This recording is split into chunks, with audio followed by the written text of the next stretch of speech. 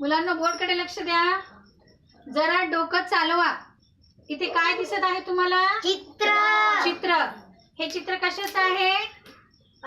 पायाचं. Plus हे आहे चावीचं. Plus हे आहे तला कानाता. मग हे सगळं जुळवायचं आणि त्यामधून एक नाव काढायचं आहे तुम्हाला. मग त्याचंच नाव आहे जरा डोकं चालवा. आलं लक्षामध्ये? चल वंश येते का? हे जुळवायचे शब्द तुम्हाला सगळे येतात. चित्र सगळे जुळवा आणि त्यामधून एक नाव तयार करा. चाबी. चाबी कसं येईल? चाबी तर मधात आहे, बाजूला इथे पाय आहे, इकडे ता आहे. मग हे सगळं जुळवायचं. बस खाली. शिव येते? लावा डोकं जरा चालवा. कुणाला येते? सक्षम येते? ये. अंकिता. अंकिताला अ आहे का इथे कुठे? मग हे शब्द येणार आहे त्याच्यामध्ये सगळे, मनाने लावायचे नाही. गणेश येते? चित्ता. हा चित्ता.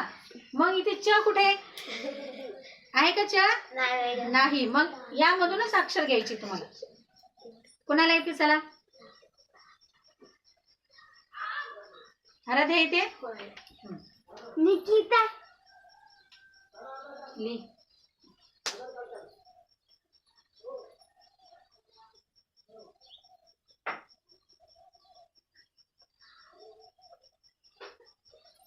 निकिता लिहिलं पण स्पेल नाव बरोबर आहे का? नाही.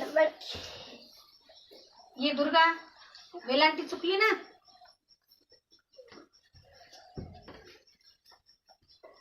ओळखलं तरी लिहायला आलं पाहिजे ना. विलांटी कोणती आहे, कोणती नाही.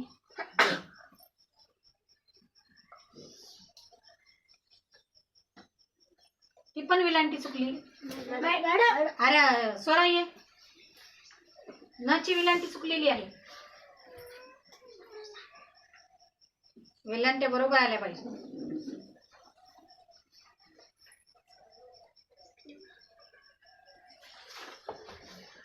पाहू आपण हिला जमते का स्वराला.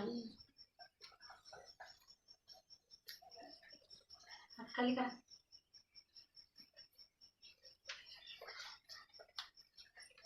तिन्ही शब्द आले पाहिजे त्याच्यामध्ये. चित्र पण आणि शब्द पण आला पाहिजे. मग काय नाव आहे? निकिता. तरी पण कच्ची विलांटी ही चुकली आहे. इकडून रेश्मा. आता नाव बरोबर झालं निकिता. मग आता हे नाव कसं लिहिलं सांग बरं. निकिता लिहिलं ना, मग कशावर लिहिलं सांग. हा मग हे काय आहे? गुडघा. गुडघ्या. काय म्हणतात इंग्रजीमध्ये याला? नी. नी म्हणतात. याला की आणि निकिता. आलं की नाही? मग असं डोकं लावायचं. आलं लक्षामध्ये आता? नेक्स्ट टाइम असं कराल की नाही? मग स्वरासाठी जोरदार टाळ्या.